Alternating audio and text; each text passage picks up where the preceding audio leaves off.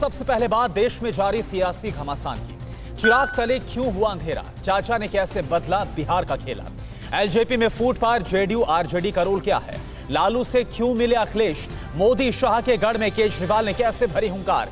देश की सियासी हलचल से जुड़ी बड़ी खबरें कौन सी हैं, आप देखिए टॉप 9 सियासी चक्रव्यूह में।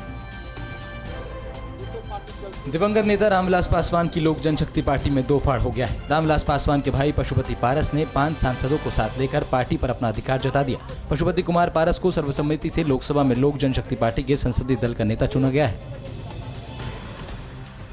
बिहार में लोक जनशक्ति पार्टी में बगावत के बाद चिराग पासवान के चाचा पशुपति पारस ने कहा कि वो एनडीए के साथ ही रहेंगे। पशुपति ने कहा कि उन्होंने पार्टी तोड़ी नहीं बल्कि बचाई है। पार्टी के 99% लोग नाराज थे। हमारे 5 सांसद की इच्छा थी कि पार्टी को टूटने से बचाया जाए।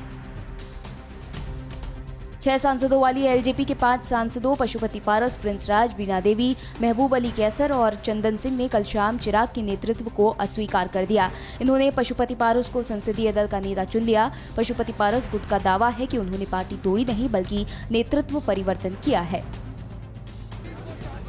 एलजेपी में फूट के बीच पार्टी अध्यक्ष चिराग पासवान अपने चाचा पशुपति पारस को मनाने के लिए उनके घर पहुंचे। इस दौरान चिराग पासवान को घर के बाहर लंबा इंतजार करना पड़ा। करीब 1 घंटे 20 मिनट तक इंतजार करने के बाद बिना मिले वापस लौट गए।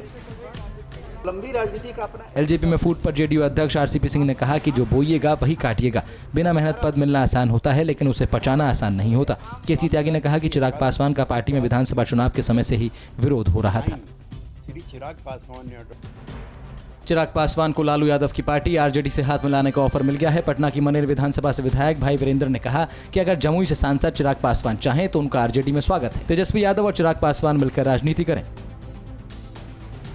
बिहार में जारी सियासी उठापटक के बीच यूपी के पूर्व मुख्यमंत्री अखिलेश यादव ने दिल्ली में लालू प्रसाद यादव से मुलाकात की। इसके बाद अखिलेश ने एक फोटो भी सोशल मीडिया पर शेयर किया। कहा कि लालू प्रसाद यादव जी से मिलकर उनका स्वास्थ्य लाभ जाना। आम आदमी पार्टी ने आगामी गुजरात विधानसभा चुनाव में अभी 182 सीटों पर चुनाव लड़ने का ऐलान किया है। गुजरात दौरे पर पहुंचे दिल्ली के सीएम अरविंद केजरीवाल ने अहमदाबाद में पार्टी कार्यालय का उद्घाटन किया और गुजरात में विकास के नए मॉडल का वादा किया।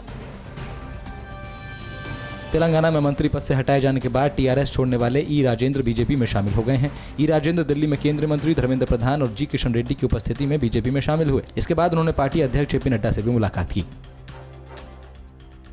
फिक्र आपकी, सोमवार से शुक्रवार रात 9 बजे सिर्फ टीवी 9 भारतवर्ष पर।